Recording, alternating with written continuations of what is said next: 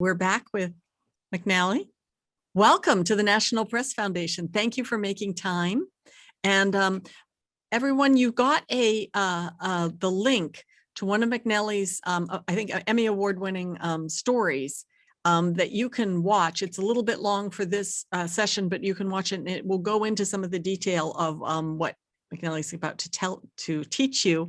So welcome, and thank you for being with us. I'll turn it over to you.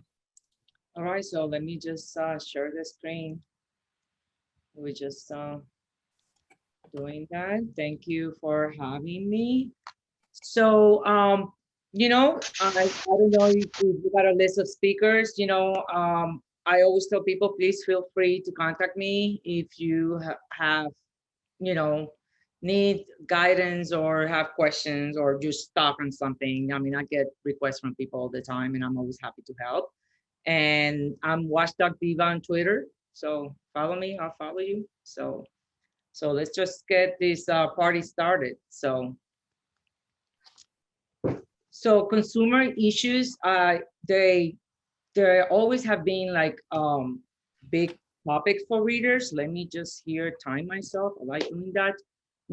When you think about consumer issues, we're all consumers, right? From the time we get up in the morning and we go down, to get coffee, whether it's a defective product or there's a loophole in the system, consumer issues affect all of us, and the beauty about it is that your sources are all around you, your relatives, your friends, your co-workers, your neighbors. I gotten ideas from being on a party and somebody just mentioned something to me. Obviously attorneys, consumer advocates, but when you look at consumer investigations, and I've done quite a few over the years, they have the same elements of any investigation. It's all about something went wrong because somebody didn't do their job, or something went wrong because there's no regulation, or an agency that was supposed to regulating, they're not doing their job, or somebody is taking advantage of someone because they want to make a buck. Okay. So, and I live in a state where that happens all the time. In other words, like the title of this presentation, Crooks, Liars, and Cheaters, they all follow P.T. Barnum's motto, right? There's a sucker born every minute, okay? And I live in Florida, and this is a state with all the scams that you hear in your state, wherever you guys are. I promise you, they're all invented here, okay? We got all kinds of crazy people. So some of the tips that I wanted to get started on this presentation really quick is be available. TV is really good with this. TV is good about asking their audience, hey, do you have a problem with this? Contact us. Newspapers, and I'm a product of newspapers. I work in total 5 newspapers across the country. They have gotten better over the years. And now with online, you can ask your audience, you're having a problem with whatever it is, please contact us. At Public Integrity, we're doing that too. You send your newsletters. So build your sources with consumer advocates and experts. They're always willing to talk to you. And, know the problem. And this is part of the journey. This is where you are going to spend time delving into these very complicated issues. I'm attracted to complicated issues. I don't know why. They always fall into my lap, and I just delve into it. And that's part of the journey as a journalist, right? You get this complicated issue that you're trying to find, why is this happening, who is responsible, and what we can do to bring all this into light. So I am going to provide you with various examples to sort of kind of solidify my point during this presentation.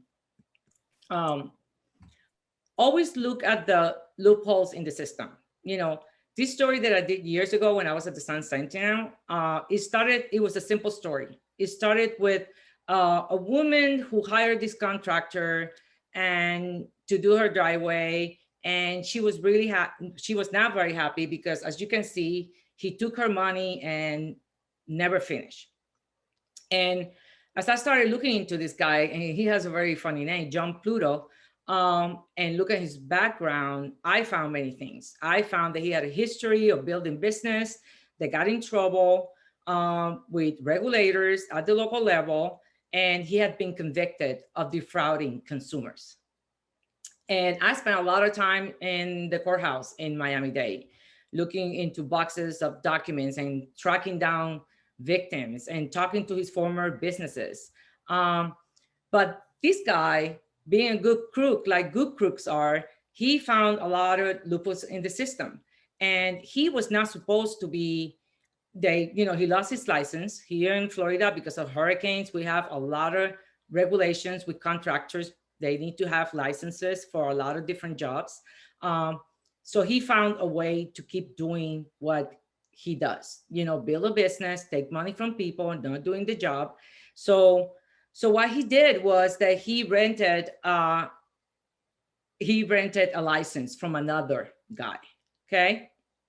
And um, again, as I started reporting and finding more and more about this guy, and my story came out, people were outraged. And I remember getting like over 100 emails.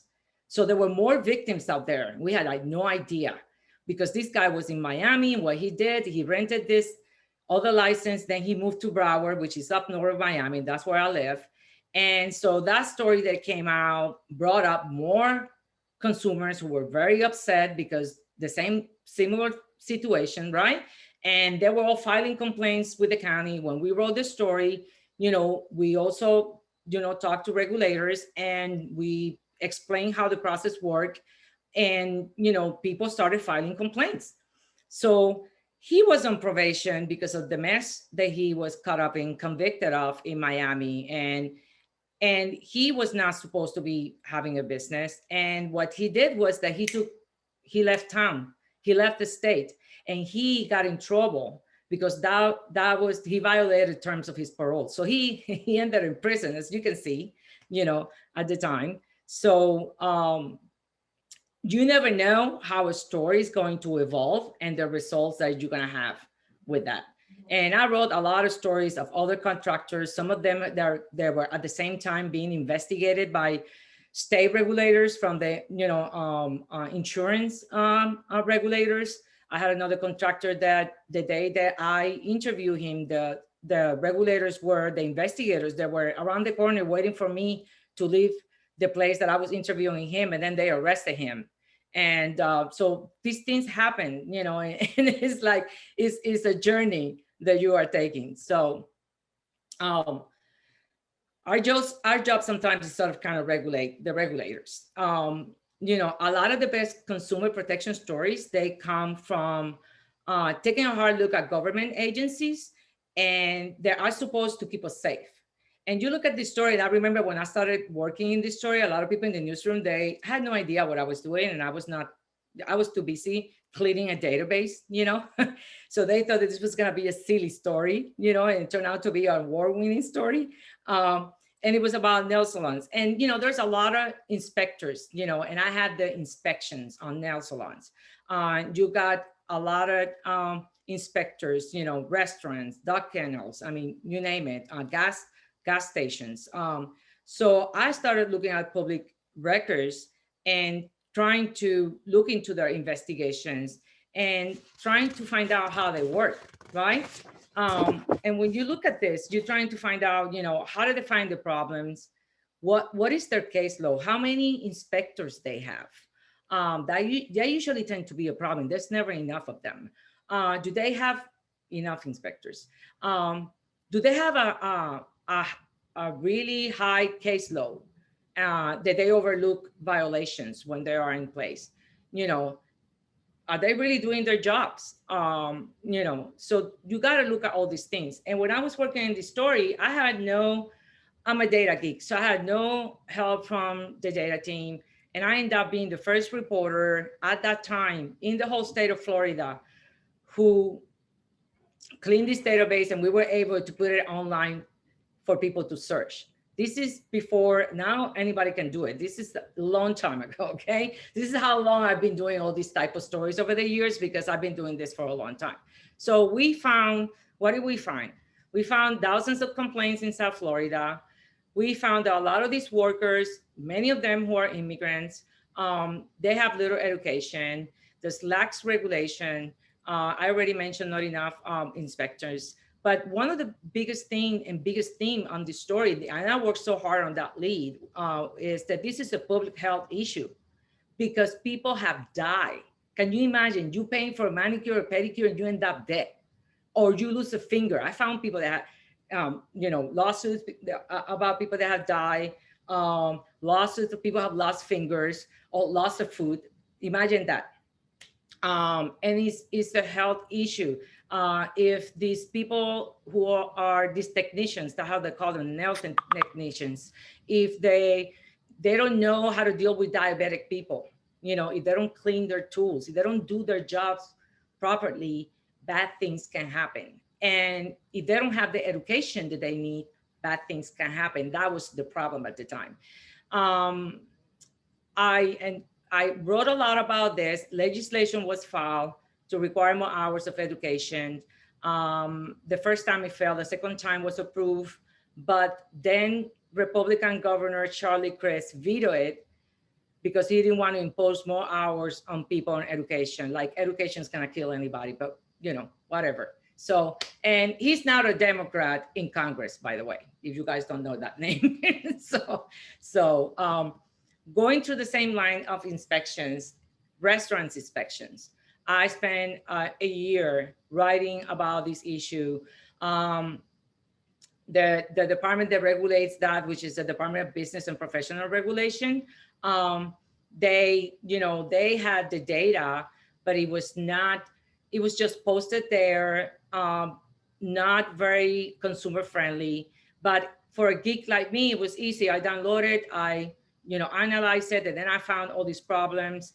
The Department of Health wouldn't allow me to follow an inspector. That's something that I highly recommend when you're doing things like this. If you ever take on doing this type of stories, always ask to follow an inspector, because you can learn so much from the inspectors. What are they doing? What they do. There's always a reason. And that's very good. They wouldn't allow me to follow an inspector. So I found somebody who spent many years as an inspector, and now he's an educator. And nowadays you can find people on LinkedIn, it's really easy peasy. It's not that hard.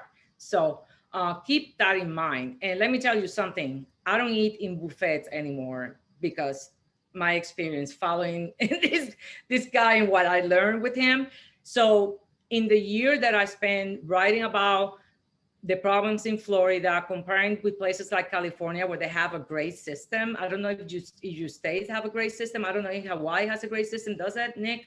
I mean, and it forced the state to create a website, okay, that is now consumer friendly, which is the screenshot that you see here.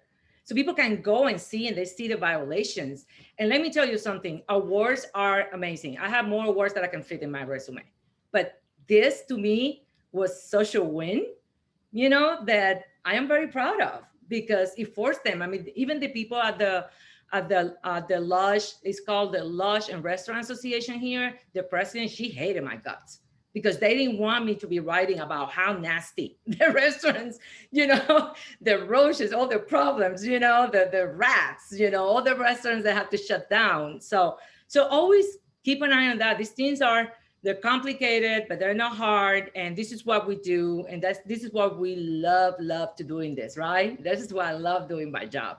So the perfect segue is on this one, which is gas pump inspections. Listen, all these issues it's not only public health, but it touches to people's pocket.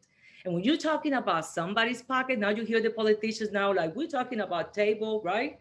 Dinner topic issues, the pocket, your money in the bank.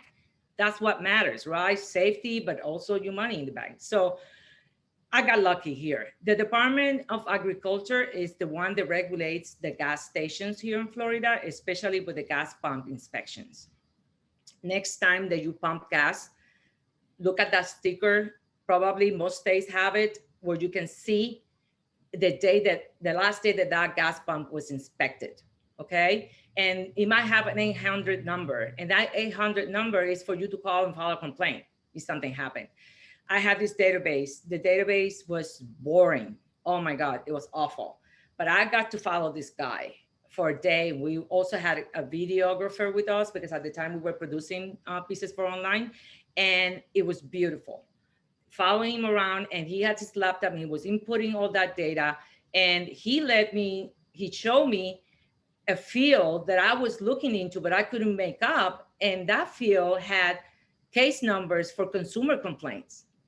So I was able to call the state and say, oh, I want to file a request on all these consumer complaints. And I will get this beautiful, in PDF, it's beautiful. I hate PDFs, but, I will get people that I could call and talk to them. Because what was happening in a lot of these gas stations is that, when gas pumps are not being maintained, you either get more gas or get less gas.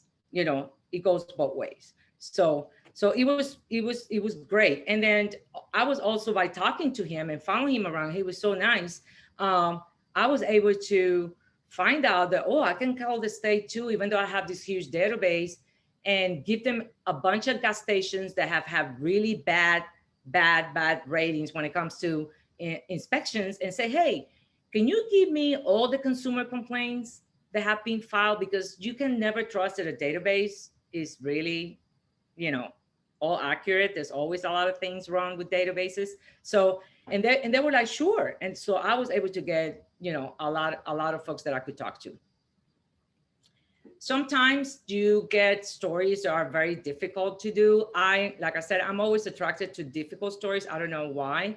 And this story is so important, and it happens. And you hear this all the time. You hear this, people being attacked, people getting killed, getting raped, kidnapped at ATM machines. And they always cover as breaking news. And that's it. That's all you hear. You don't know anything about anything. And I was approached by an attorney on this who's very obsessed with this, very, very obsessed with this topic, because he has been trying to lobby the legislature for many years to sort of kind of classify those crimes so we can track them.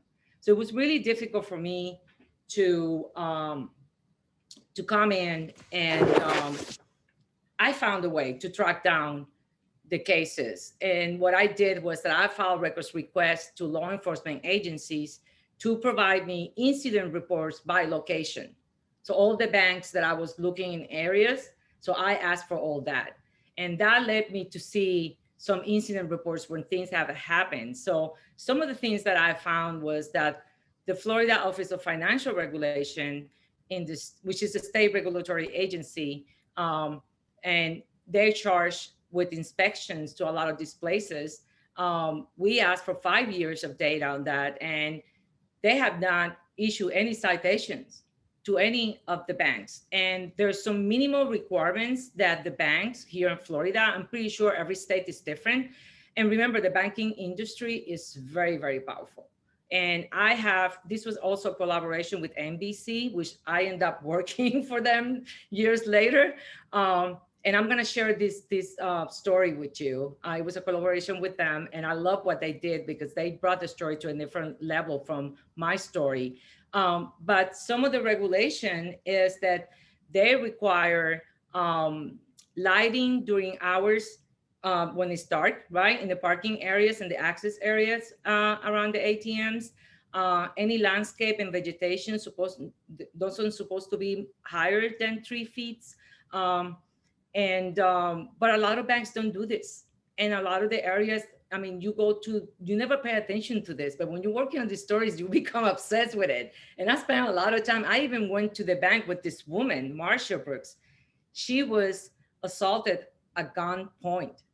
And there's even video of this, that the NBC piece, which is the beautiful thing about collaborations, the things that you could not do on the, that they were able to do. And I'm going to share this. And she's lucky because other people have not been lucky.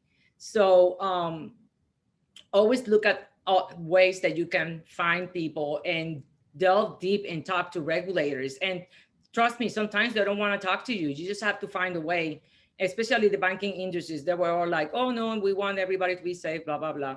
But, and when I'm writing stories, I always like to have a quote that sort of kind of summarizes what the story is about.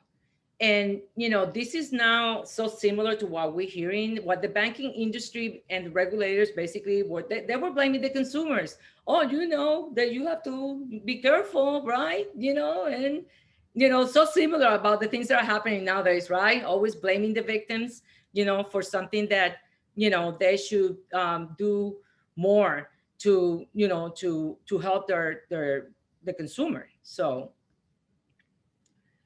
when you are reporting on stories, consider this, who is affected? Why is this important? My pet peeve, who wins, who loses, who cares? I think if you cannot answer those three in a story, you need to go back and do more reporting. And how can you bring accountability, right? By showing all these things, right? How you can connect all those dots and find whether it's a federal agency, it's a local agency, it's a state agency that is accountable and it should be doing more for this. And who's behind, right? Because there's always somebody behind. So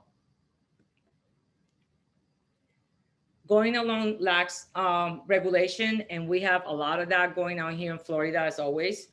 Boating accidents, big issue.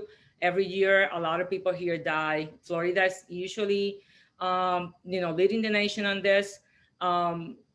This was also a collaboration with NBC at the time.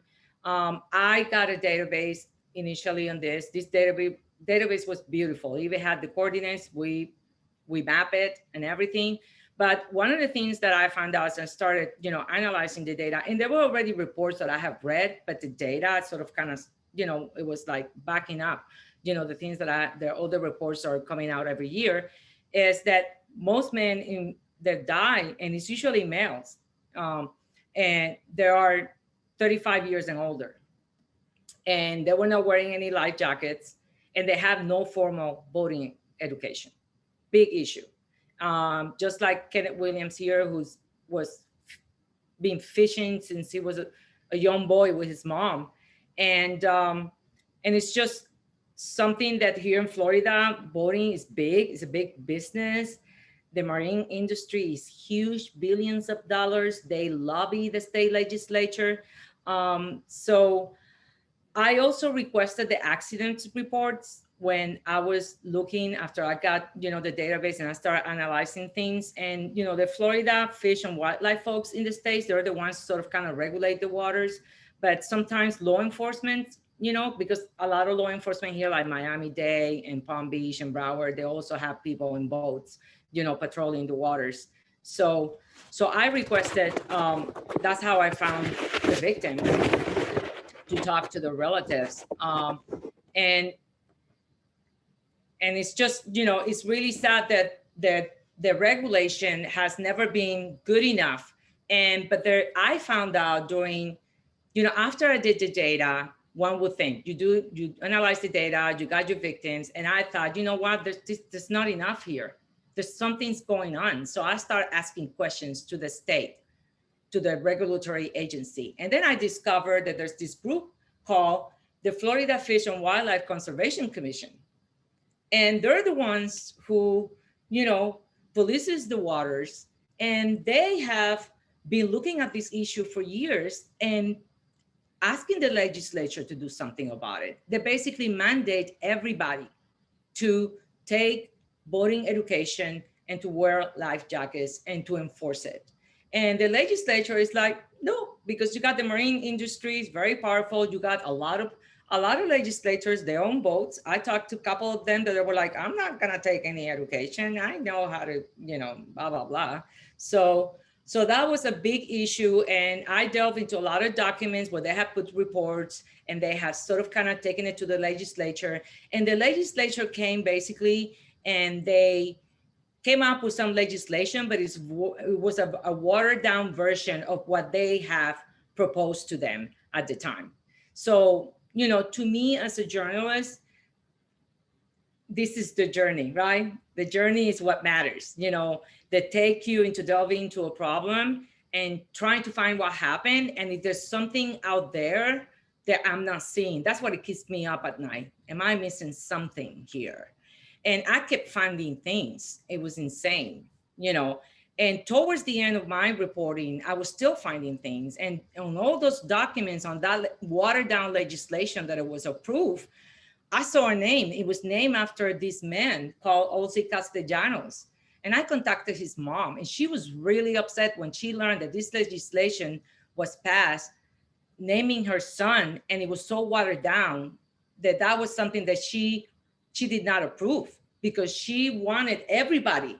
And she is so involved that she created a foundation after her son. And that foundation, they provide swimming lessons for low income kids. I mean, they go out there when they have all these boating festivals, telling people, please go and take education.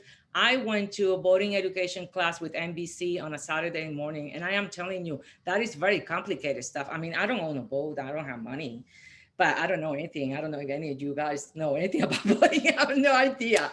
So it's something that is very important. And every time that we have a long holiday weekend here, we hear about boating accidents and people dying. It happens every holiday, and it's just sad. But that's the way things work sometimes. So looking beyond, going along the lines, looking beyond the obvious, yes, data. Sometimes data is the beginning, is not the end.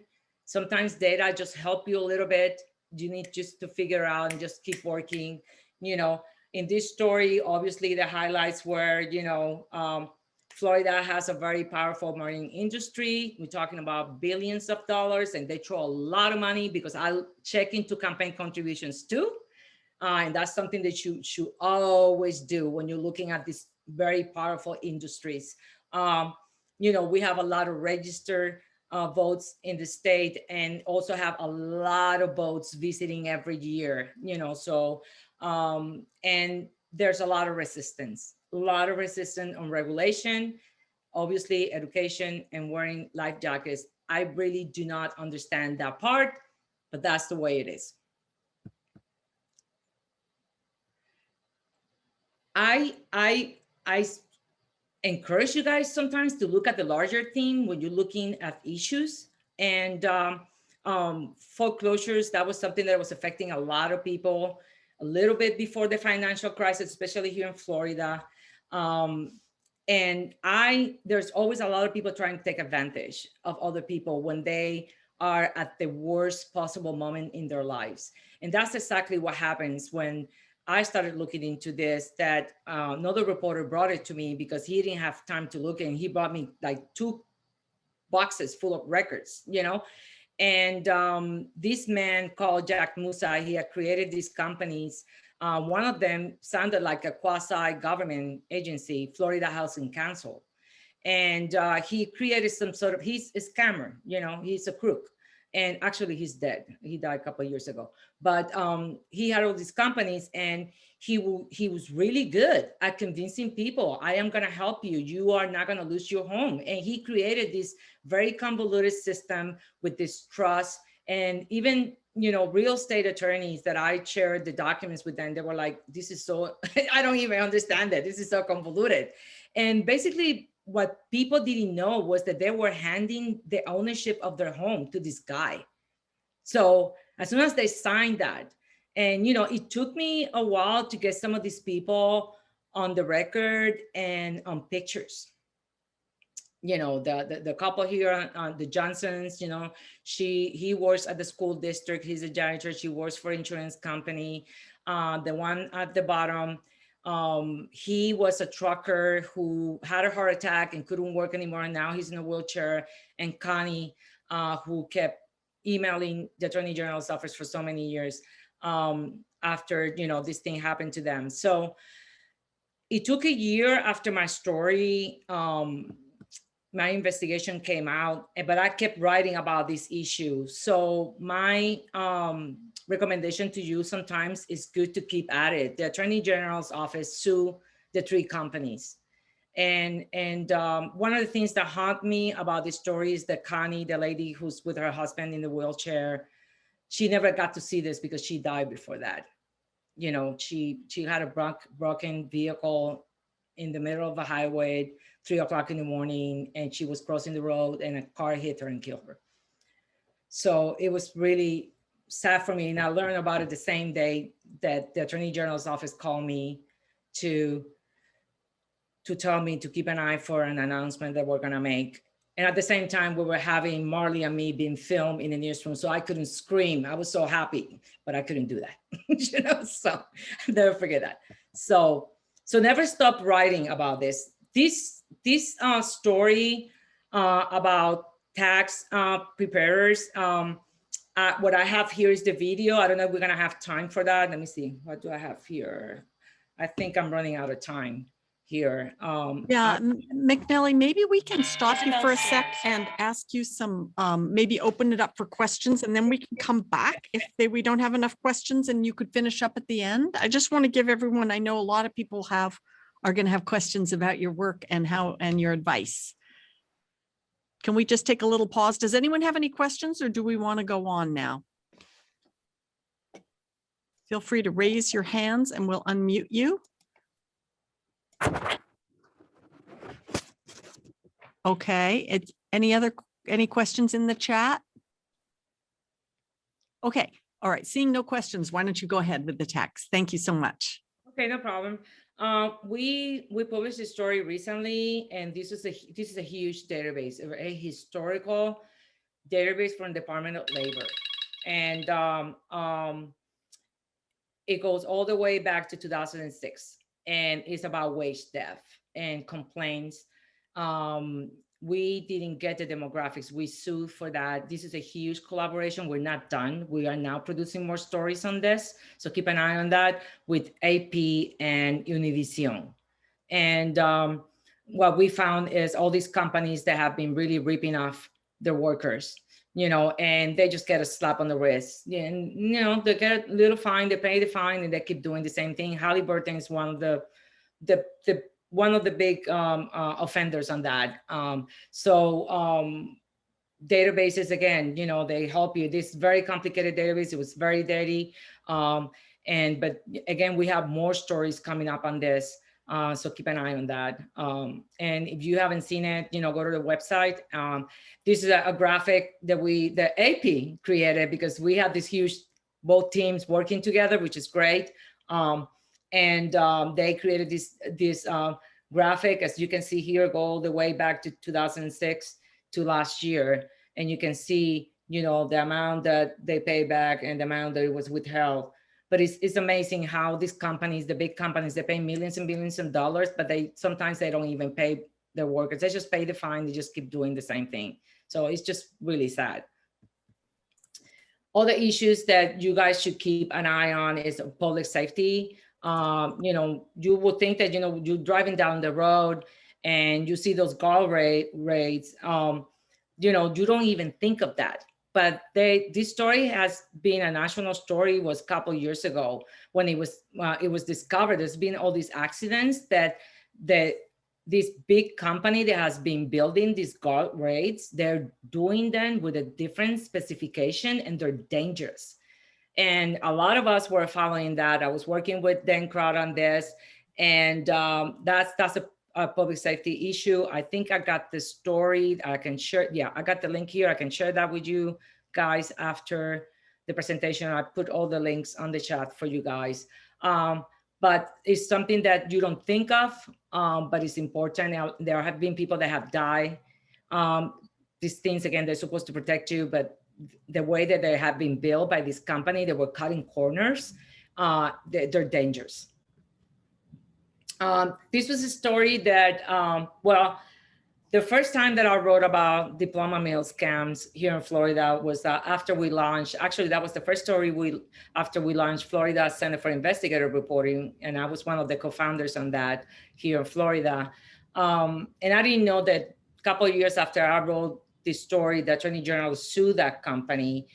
But then years later, I'm at NBC, and I went and, you know, we got some complaints, and I got this company, and actually they had a lot of websites. Now online, you know, it's so easy.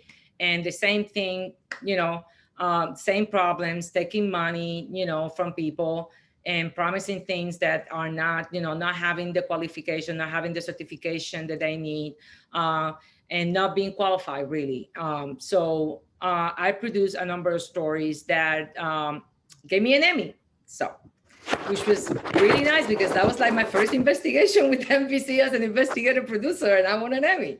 And so, just sometimes you have to come back to something that you've done before, and then you find that it never goes away. Cheaters and liars never go away. Mine being put away, but there's another one coming and replace them. So let's just keep going here. I'm going to stop this, play this story because we don't have time. Energy is also a consumer issue. This is another one that started with a database, that there was a requirement that gas stations, they needed to upgrade their underground tanks because of environmental reasons. And what I found out with this database, and there was a deadline, and these are very expensive upgrades, over $300,000. And you have gas stations that are owned by people that, not big corporations. These are people that are immigrants, and they were going out of business because they just couldn't afford it. So, and we even map it at the time. So always keep an eye for these things. Melting dashboards. On this one, we got this, I used this huge database from the Highway Safety Administration. It helped a lot, okay? Consumers file complaints with them, and you can see, you can see a range, you can analyze all that data. We already have victims in a class action lawsuit. And you could think this is cosmetic, but it's not, okay?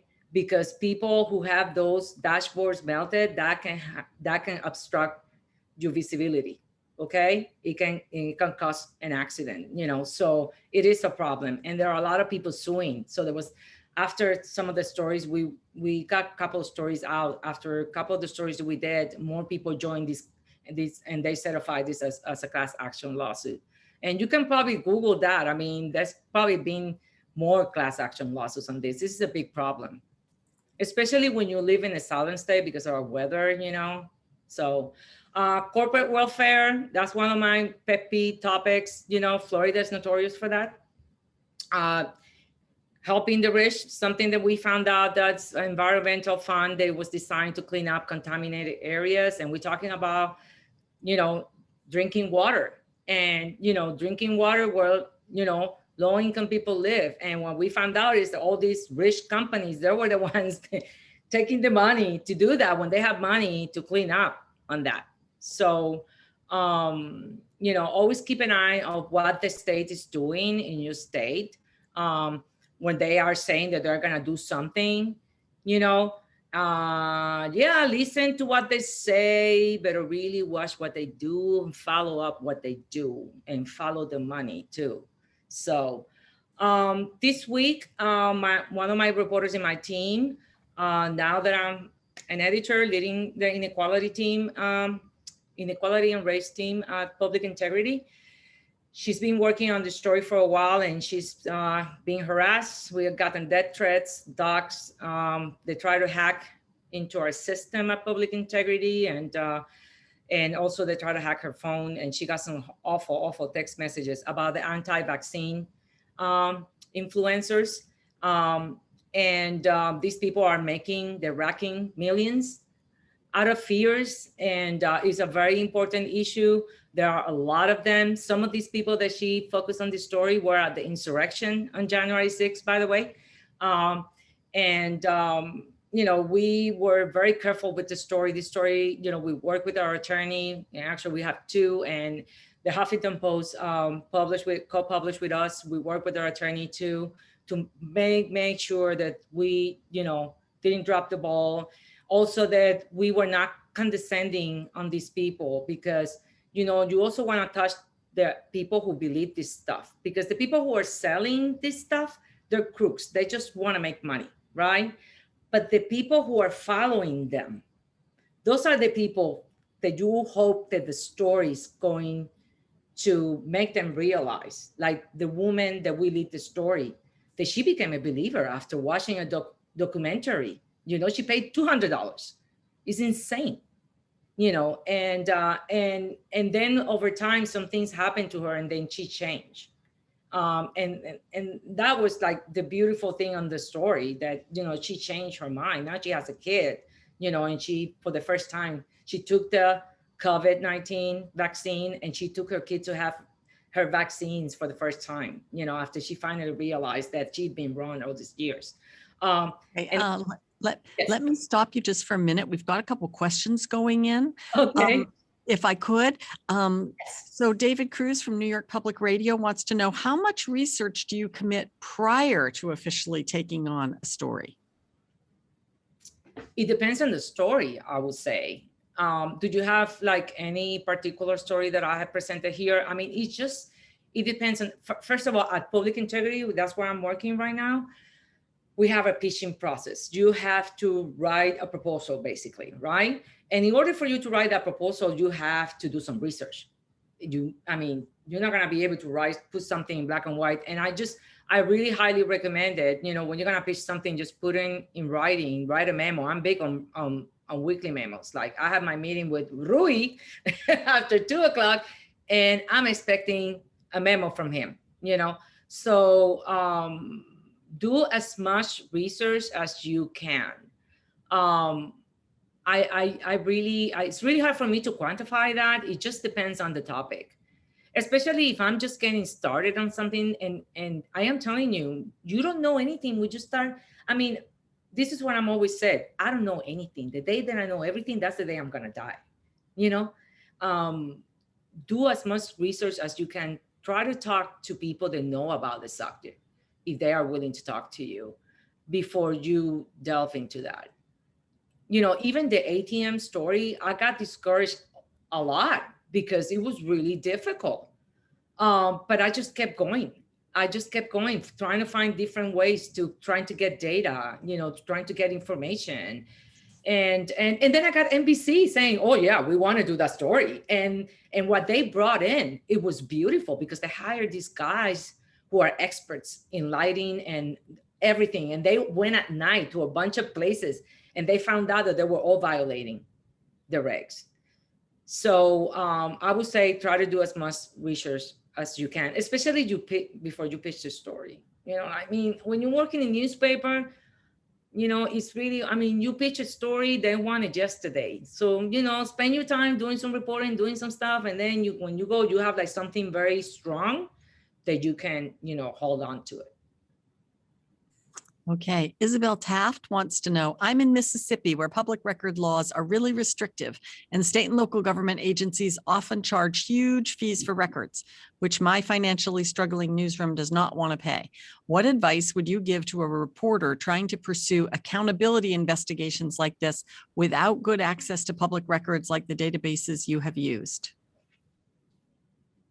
Well, I'm a big fighter for records, and I'm very well known here in Florida for that. I will say you need to, is there any, here in Florida, we got the First Amendment Foundation.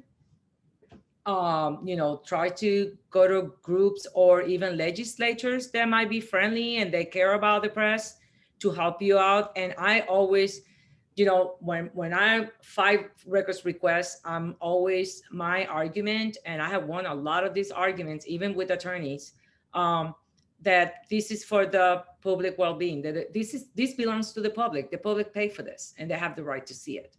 So you need to get some advocates behind you. And I know I have trained some folks from Mississippi. I do a lot of training all over, and I know that there's a lot of challenges, even here. Well, I am not going to complain. We got great laws, but they have gotten really bad in recent years. And now we have a governor who really doesn't care about public records. But you need to get some advocates. You need to get, maybe our groups out there who are attorneys, First Amendment Foundation, something similar to that.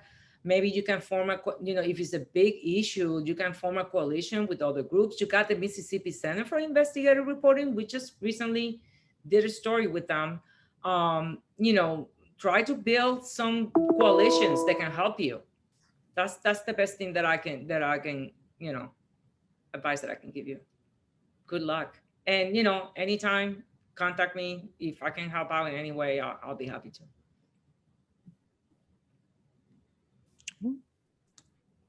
Other questions?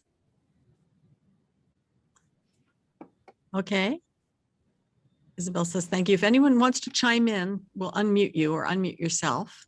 Okay, Mc Nelly, I'm so sorry to keep interrupting you, but keep going and we'll stop you Okay. if you get more That's okay. questions. Okay, thanks again. It's almost done. So databases, you can get them from a lot of places. Here are some, agencies that you can look at that might be able to help. 911 calls here in Miami-Dade. I love this. It's they have it on the website. It has every complaint that you can imagine, from people, injure animals, to animal abuse, to not picking up their garbage, to wage theft, which is funny, complaints against taxi drivers. And the beautiful thing is that they have the coordinates and you can map it. And I have my students, I was teaching an investigative reporting course at Barry University last year. And they have to do some projects. And I introduced them to data reporting. And that was one of the groups that I have. They focus on the animal calls, and there was all kinds of things, and they end up doing a really nice project out of that. So think about places where you can find problems in your community at the local level, and then you can start local, move state, federal. Resources, there are, in terms of consumer, you got all these agencies, and there are advocacy groups that they can help you, that you can touch bases with folks to talk about issues. And the not least is the investigative reporters and editors.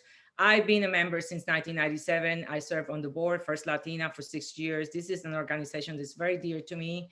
And had it not been for that data training, data boot camp that I took in 2000, it's been more than 20 years, I can believe this. That's helped my career in such an amazing way, because I got that fellowship for journalists of color. It was amazing. And my career has just after that. And I've been able to do all this range of stories in every topic. I cover education, I've covered the environment, I've done all these things. So the investigative reporters and editors, being a member, you have all these great resources, handouts, that you can learn any topic, stories that you can go back and see that have been submitted for the contest, how people did the story. I work really hard to ensure that everybody that submits for the contest answer all those questions. So because it's a roadmap for people who want to do similar work. So I encourage you guys, if you're not members, to please. And I thank you so much for your attention. I hope that you did not fall asleep, that I was not too boring for you. And this is my last slide. I want to leave this with you because John Lewis is one of my heroes, and I miss watching him, seeing him on TV. And I just lived my journey through his words, and I feel very passionate about what we do. What we do is so important, and we have so much work to do. There are so many stories out there that have not been covered. And this is what we do, we say something through our stories, our investigations, and that's the good trouble, man. That's the good trouble. And I love it. And man, thank you for inviting me. I'm honored that, you guys invited me to speak here today. Well, Mc Nelly Torres, legendary investigative reporter and instigator of good trouble. In fact, the best trouble. We want to thank you so much for sharing insights from a really long and brilliant career, and sharing all your secrets as well. Thanks for being with us. Thank you, and hey, good luck, and I'm around. I'm always. This is something that is IRE again. I have been helping journalists and all over, because people have done the same for me, and I believe in passing it forward. So I've been mentoring journalists and helping them with investigations, and I'll be doing that until the day I die. So thank you so much for your attention, and good luck in what you're doing. And I'll see you on Twitter, I guess. Bye-bye.